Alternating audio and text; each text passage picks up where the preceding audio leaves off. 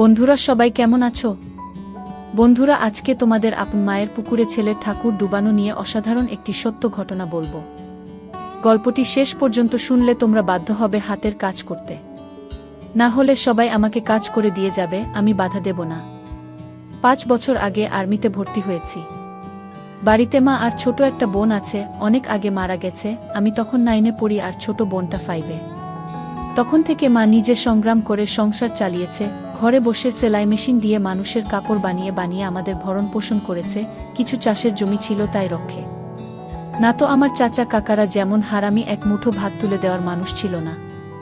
নানা নানি দাদা দাদি অনেক আগেই পটল তুলেছে। মামা মামিরা কিছুটা সহযোগিতা করেছে, তাও নাকড়ার মতো করেছে, যাতে মা যা ভাগে পেত তা লিখিয়ে নিতে পারে।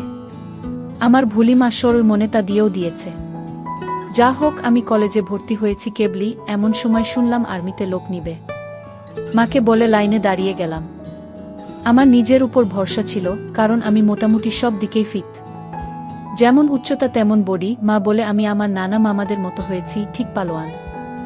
বাবা কাকারা তো এক একটা টিনটিনে, সব কয়টা শুধু বদের হাড্ডি। যা হোক, ভালোই ভালোই টিকে গেলাম।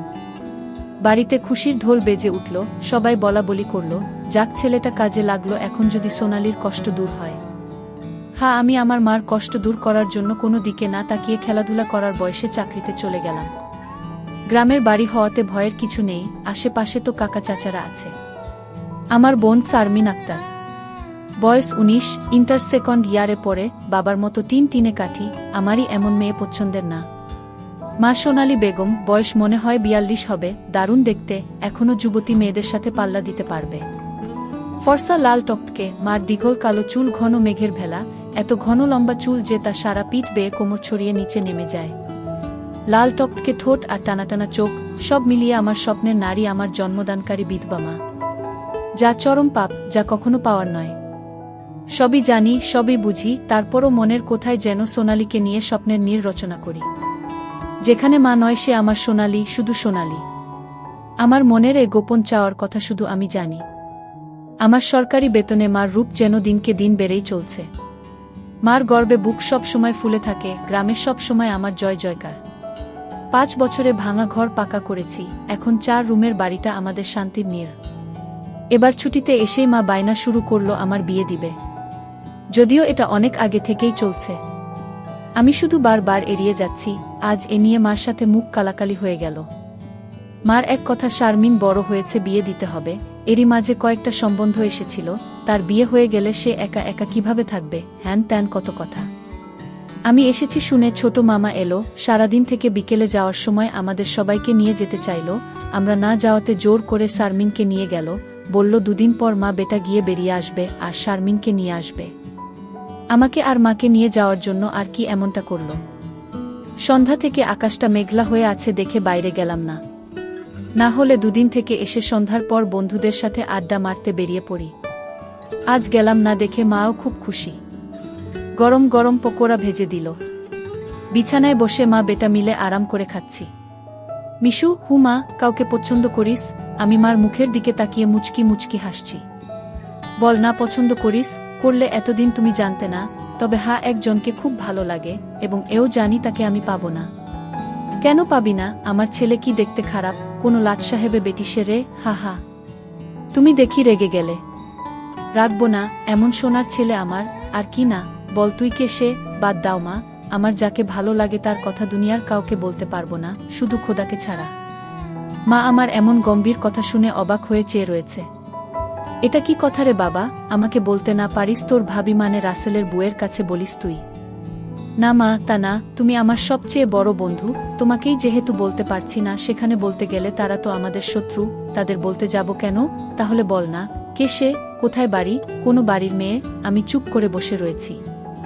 মা অনেকক্ষণ আমার উত্তরের অপেক্ষায় থেকে মুখ গোমরা করে চলে গেল। ঘন ঘন বিদ্যুৎ চমকাচ্ছে, আকাশটা কালো হয়ে আছে, রাতের তারাগুলো না জানি কোথায় ডুব দিয়েছে। আমি জানালার গ্লাস খুলে দিয়ে ঠান্ডা হাওয়া গায়ে মাখছি। হাত বাড়িয়ে ব্যাগটা নিয়ে খুললাম, সিগারেটের প্যাকেটটা বের করে একটা ধরিয়ে টানছি। প্যাকেট রাখতে গিয়ে মোবাইলের বক্সটার কথা মনে পড়ল। শারমিনের জন্য যা যা এনেছিলাম সব দিয়েছি, শুধু মার গুলো দেওয়া হয়নি। চেয়েছিলাম দিতে, এমন সময় ছোট মামা এলো, তাই আর দেওয়া হয়নি। নতুন অ্যান্ড্রয়েড সেট, মা খুব খুশি হবে।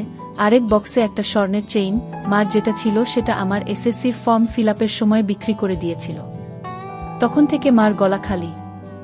আরও কয়েকটা জিনিস আছে মার জন্য।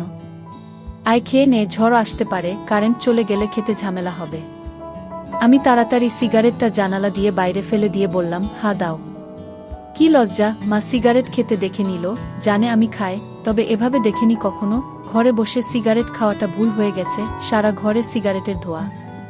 মা বেটা খেয়ে দিয়ে উঠলাম। মা বল, আমার রুমে এসো তো একটু। তুই যা, থালা বাসনগুলো গুছিয়ে আসছি। আমি রুমে এসে শুয়ে রইলাম। মা আধা ঘন্টা পর হাত মুছতে মুছতে এলো। কি রে বাবা? আমি উঠে মার হাত ধরে খাটে নিয়ে বসালাম। ব্যাগ থেকে এক এক করে শাড়ি, ব্লাউজের কাপড়, ছায়ার কাপড়, একটা বাদুর বোরকা, দুটো ওড়না, একটা শীতের জামা, চাদর এবং আরও একটা প্যাকেট দিলাম। প্যাকেটটা দিলাম ভয়ে ভয়ে, কারণ ওতে দুসের ছোট জামা কাপড় আছে, জানি না দেখার পর কি বলবে। এত কিছু কি জন্য এনেছিস? তোর কি বুদ্ধিশুদ্ধি হবে না কখনো? প্রতিবারই এত কিছু আনা লাগবে? আহ থামো তো তুমি, যা লাগে তা আনবো না। এটাতে কি রে? না, ওটা এখন খুলবে না, তোমার ঘরে গিয়ে খুলবে, আর প্লিজ রাগ করবে না। কি আছে এতে, তা তুমি খুলে দেখে নিও। আর হ্যাঁ, আরও কিছু আছে, এই বলে মোবাইলটা দিলাম। একটা থাকতে আরেকটা এত দামি মোবাইল, তোমার চেয়ে কেন কিছু দামি নয় আমার কাছে, এই বলে গালে একটা হামি দিলাম। মাও আমার কপালে হামি দিল। চোখ বন্ধ করো তো। কেন রে? আহ বন্ধ করো না একটু। মা হেসে দিয়ে চোখ বন্ধ করল। আমি চেইনটা মার গলায় পরিয়ে দিলাম। এখন চোখ খুলো মা। মা চোখ খুলে স্বর্ণের চেইনটা দেখে হুহু করে কেঁদে দিল। না মা, না, কাঁদবে না, প্লিজ মা, কেঁদে না, তোমার মুখে হাসি দেখব বলে নিয়ে এসেছি, সেখানে তুমি যদি কাঁদো তাহলে আমার খুব কষ্ট হবে মা। না রে বাবা, কাঁদছি না, তুই বুঝবি না এটা কিসের কান্না। খুশি হয়েছ মা? হা রে বাবা, অনেক খুশি হয়েছি। এই বলে মা দাঁড়িয়ে উঠে আমাকে ধরল। আমি তো কেঁপে উঠলাম। মা কখনো এভাবে আমাকে ধরেছে বলে মনে পড়ে না। ইস কি নরম, কি সুন্দর ঘ্রাণ, ও দুটো আমার বুকে পিষ্ট হচ্ছে। মা অনেকটা খাটো হওয়াতে তার মাথাটা আমার থুতনির নিচে, চুল থেকে সুবাস এসে নাকে লাগছে। নাক মুখ ডুবিয়ে দিলাম চুলে। ধীরে ধীরে আমার ওটা শক্ত হচ্ছে। মন চাচ্ছে হাত দুটো আরেকটু নিচে নিয়ে রাখি, তবে সাহস পাচ্ছি না। মা আমার যা রাগী মানুষ, ছোটবেলায় কত বেত পিটা করেছে তার হিসাব নেই। মার মুখটা দুহাত দিয়ে ধরে কপালে একটা হামি দিলাম। আর কখনো কাঁদবে না মা, আমি যেন তোমার চোখে পানি না দেখি। আচ্ছা বাবা, আর কাঁদব না। তো যাও, লাল তাঁতের শাড়িটা পরে দেখাও তো, দেখি কেমন লাগে আমার মাকে। যা পাগল, আমি বিধবা মেয়ে লোক, এমন লাল টকটকে শাড়ি পরলে মানুষে কি বলবে? কে কি বলল তাতে তোমার কি যায় আসে? আর এখানে মানুষ আসবে কোথা থেকে? মানুষের সামনে না পড়তে চাইলে পড়ো না, এখন আমাকে তো পরে দেখাও। আমার খুব মন চাইছে সাজুগুজু করে কেমন লাগে দেখতে। তাই আমার বাবা এনেছে, আর আমি পরব না তা কি হয়? তবে মানুষের সামনে কখনো পড়তে বলিস না রে। ঠিক আছে মা, আমি শুধু আমার সুন্দরী মাকে দুচোখ ভরে দেখতে পেলেই হলো। যা দুষ্টু, মাকে কেউ সুন্দরী বলে? হা হা, তাই? তাহলে কি বলবো গো? হিহি, তুই জানিস কি বলবি। বেয়াদবি নিও না, প্যাকেটে যা আছে তাও পড়ো। কি আছে রে এতে? যাও খুলে দেখো। মা চলে গেল। আমি পিছন থেকে দেখে মুগ্ধ হয়ে গেলাম। এ মহিলার কি কখনো যৌবনে ভাটা পড়বে না? প্রায় 15 মিনিট পরে মা এলো।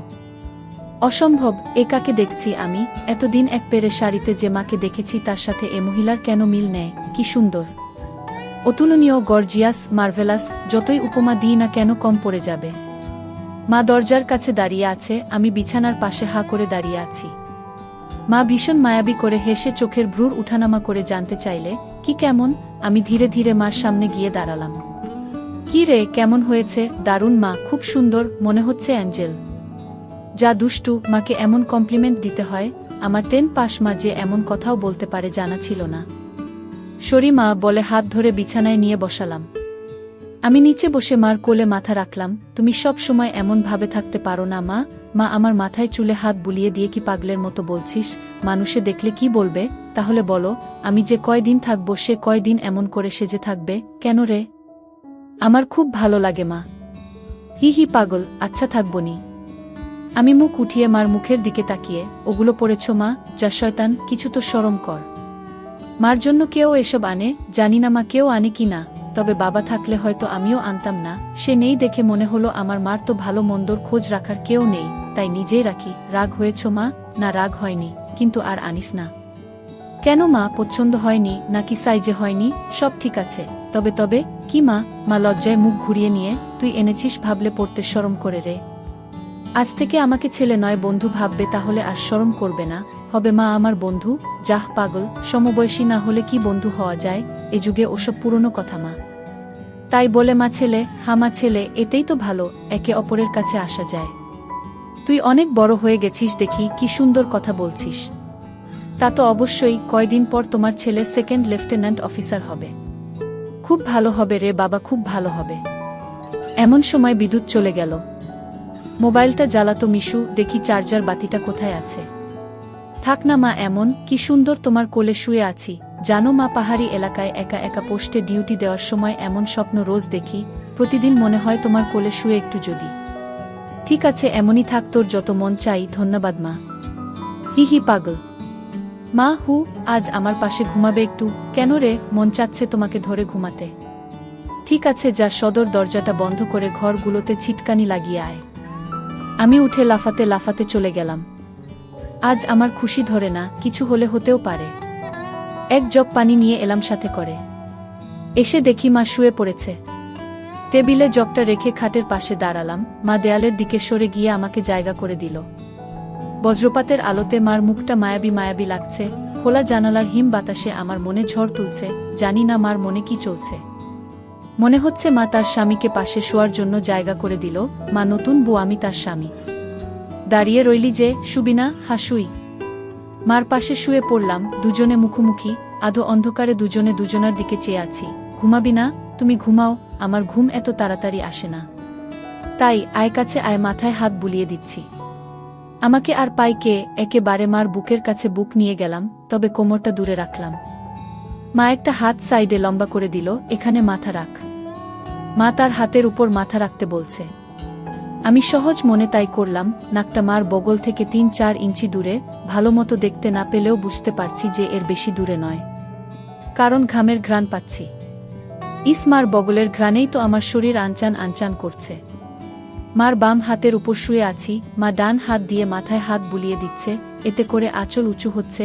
আর যখনই বিদ্যুৎ চমকাচ্ছে তখনই ওগুলো দেখতে পাচ্ছি। নিজেকে কন্ট্রোল করা মুশকিল হয়ে পড়ছে। মিশু, হু, কাকে পছন্দ করিস বললি না তো? শুনলে রাগ করবে মা, তাই বলা যাবে না। কেন কেন, এমন কাকে তোর মনে ধরেছে যে শুনলে রাগ করব? বাদ দাও না মা, নিজেকে তোমার কাছে ছোট করতে চাই না তোমার মনে কষ্ট দিতে। তোর কথার তো আগা মাথা কিছুই বুঝছি না। নাইবা বুঝলে মা, হু। তোমাকে একটু ধরি। মা হি হি করে হেসে, ধর। কি সুন্দর ঘ্রাণ গো মা তোমার। যা শয়তান। আমি মার এমন আশকারা দেওয়া কথায় সাহস পেয়ে তাকে চিৎ করে দিলাম।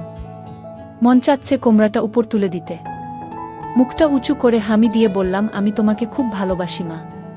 মা আমার মুখটা দুহাত দিয়ে ধরে, আমিও তোকে খুব ভালোবাসি রে সোনা। আমার ভালোবাসাটা অন্যরকম মা। কেমন রে? মা ছাড়া আরো অনেক কিছু। কেমন? শুনলে রাগ করবে না তো? আহ বল না, এত পেঁচাচ্ছিস কেন? তুমি আমার ড্রিম গার্ল মা, তাই তো? কি? হ্যাঁ মা, জানি এটা শুনে আমাকে খারাপ ভাবছো, এজন্যই বলতে চাইছিলাম না। আমি তোর মা মিশু, এমনটা কিভাবে ভাবতে পারলি? জানি না মা, শুধু জানি আমি তোমাকে প্রচণ্ড ভালোবাসি। তোমাকে ছাড়া কাউকে ভাবতে পারি না। চুপ কর বেয়াদব, এমন কথা বলতে তোর মুখে বাজছে না? সরি মা। এই বলে তার উপর থেকে উঠে খাট থেকে নেমে পানি খেলাম। মাও বিছানার উপর উঠে বসেছে। বুঝতে পারছি সে অবাক হয়ে আমার দিকে তাকিয়ে আছে। জানালার ধারে গিয়ে দাঁড়ালাম। বৃষ্টি থেমে গেছে, তারপরও আকাশ কালো হয়ে আছে। চাঁদ তারা কোথায় যেন লুকিয়ে গেছে আজ। ঠিক আমার হৃদয়ের মতো চারিদিকে অন্ধকার। এমন সময় কারেন্ট এলো। ঘরটা আলোকিত হয়ে গেল। আমি জানালাটা লাগিয়ে দিলাম, পর্দা ঝুলিয়ে দিয়ে ঘুরে দাঁড়ালাম। মা বিছানার উপর হাঁটুতে মাথা দিয়ে নির্বাক বসে আছে। ফ্যানের হাওয়া আমার রেশমি চুলগুলো দোলা দিচ্ছে। মনে হচ্ছে নববধূ বসে আছে। মা মুখ তুলে আমাকে তার দিকে এক মনে তাকিয়ে থাকতে দেখে, এখনে আয়। আমি মার কাছে গেলাম। বসলাম। মা আমার পিঠে হাত বুলিয়ে দিয়ে বলে, এমনটা হয় না বাবা, আমার লক্ষ্মী সোনা ছেলে। আমি কিছু মনে করিনি। আমি জানি তোদের বয়সের ছেলেদের ফ্যান্টাসি হয় খালা, চাচিরা। তবে মাকে নিয়ে ফ্যান্টাসি রচনা করা একটু বেশি হয়ে যায়। সরি মা। আমার ভোলি ভালিমা যে এতটা বুঝে এতটা পোক্ত আমার জানাই ছিল না, এত অনেক শেয়ানা। ঠিক আছে, চেষ্টা কর আমার উপর থেকে মনটা সরিয়ে অন্য দিকে নিতে, বিয়েটা করে নে, দেখবি সুন্দরী বউ পেলে মাকে ভুলে যাবি। আমি মাথা নিচু করে, পারবো না মা, প্লিজ, নিজের সাথে অনেক লড়াই করেছি, আমি ক্লান্ত মা, কিছুতেই তোমাকে মন থেকে সরাতে পারি না। কেন রে, কি এমন পাস আমার মাঝে? আমি মুখ তুলে মার মুখের দিকে তাকিয়ে, জানি না মা, শুধু জানি তুমি আমার সব, তোমার কথা চিন্তা করলেই আমার কি তোর পাগল হয়ে যায় মা। মা মুচকি হেসে, ও কিছু না, নিষিদ্ধ জিনিসের প্রতি টান একটু বেশিই হয়, আমি তো বুড়ি হয়ে গেছি, তুই যেমনটা ভাবিস তেমনটা আমি আর নেই। মার এমন কথা শুনে আমি কেঁপে উঠলাম। মা কি ইশারায় আমাকে বুঝালো যে তার জিনিসপত্র আর আগের মতো নেই, দেখলে আমার পছন্দ হবে না? দেখ বাবা, এক এক জনের এক এক জনকে ভালো লাগে, তাই বলে কি তাকেই নিজের করে পেতে হবে এমন কেন কথা আছে? অন্য কেন মা হলে এসব কথা শোনার সাথে সাথে চিৎকার চেঁচামেচি করে বাড়ি মাথায় তুলত। আমি কিন্তু তা করছি না, কারণ তুই আমার একমাত্র ছেলে, নারী ছেঁড়া বাঁধন, তোকে আমি অনেক ভালোবাসি, তাই বলছি আমার ভালোবাসার মর্যাদা রাখতে বিয়ে করে নে বাবা। দেখবি ধীরে ধীরে আমার থেকে মন বোমার দিকে চলে গেছে। ধন্যবাদ মা, তুমি আমার কথা মন দিয়ে শুনেছ এবং যুক্তি দিয়ে ভালো মন্দের বিচার করেছ বলে। তবে লজ্জা না করে বলছি মা, এর আগেও আমি দু একটা মেয়ের সাথে মিশেছি, তারা শুধু সুখ পেয়েছে আমার কাছে, আদর ভালোবাসা একটুও পাইনি আমার কাছ থেকে। এমনকি আমার নিজেরও হয় না যতক্ষণ চোখ বন্ধ করে তোমাকে না ভাবি। যখন সেসব মেয়েদের জায়গায় তোমাকে কল্পনা করি তখন আমি আর নিজের মাঝে থাকি না, সুখের সাগরে ভেসে যায়, কেবলমাত্র তখনই হয় আমার। তুই তো অনেক দূর এগিয়ে গেছিস, তাহলে আমি অনেক আগে থেকেই বুঝতে পেরেছিলাম যে আর চোখে লুকিয়ে লুকিয়ে আমাকে দেখিস। ভাবতাম শয়তান ছেলে পুলে, আরেকটু বড় হলে সমবয়সী মেয়েদের সাথে মিশলে ঠিক হয়ে যাবে, কিন্তু এখন দেখছি তা না, তোর দেখি বয়স্ক মহিলাদের ভালো লাগে। এতক্ষণ মার সাথে এত খোলামেলা কথা বলতে পেরে নিজেকে অনেক হালকা লাগছে। সাহস করে মাকে ধরে শুইয়ে দিলাম। মা চুলে হাত বুলিয়ে দিচ্ছে। আমি তাহলে কি করব মা? সেটাই তো ভাবছি। যেটাই ভাবো মা, আমার মতো পরিবর্তন হবে না। মানে কি? মানেটা তুমি ভালো করেই জানো। মার কণ্ঠে এবার সত্যি সত্যি রাগের আওয়াজ পেলাম। তাই বলে সারা জীবন বিয়ে করবি না, নাকি ছেলে হয়ে মাকে বিয়ে করতে চাস? মা যে এমন কথা ঠাস করে বলে বসতে পারে তা আমি চিন্তাই করিনি। আমি বললাম, বিয়ে না করতে পারলেও তো তুমি আমার হতে পারো।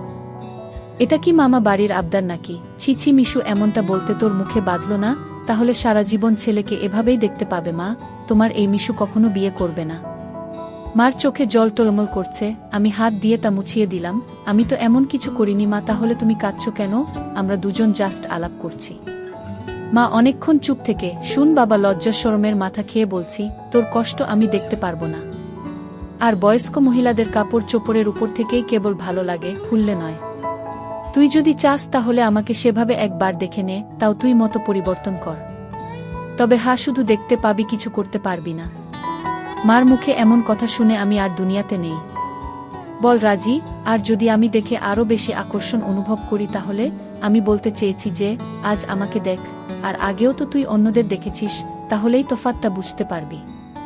আমার মনে হচ্ছে আমার মতো মার মনের ভিতরেও কিছু আছে, নয়তো দেখার কথা। আমি তো কিছু বলিনি, মা নিজ থেকে দেখতে দিতে চাইছে যে। রাজি? হ্যাঁ রাজি। যা, বড় লাইটটা বন্ধ করে ছোট লাইটটা জ্বালিয়ে আয়।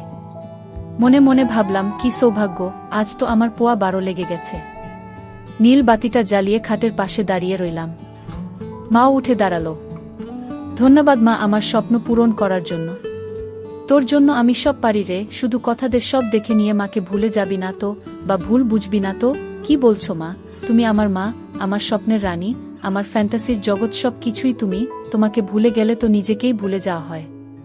কথা দিলাম মা, জীবন থাকতে তোমার অবাধ্য হব না। ভুল বুঝা বা ভুলে যাওয়া তো দূরের কথা। আমি বললাম, কিছু মনে করো না মা, আমি কি ছুঁয়ে দেখতে পারবো? মা আমার চোখের দিকে তাকিয়ে, আমি তোর মা মিশু। হ্যাঁ মা।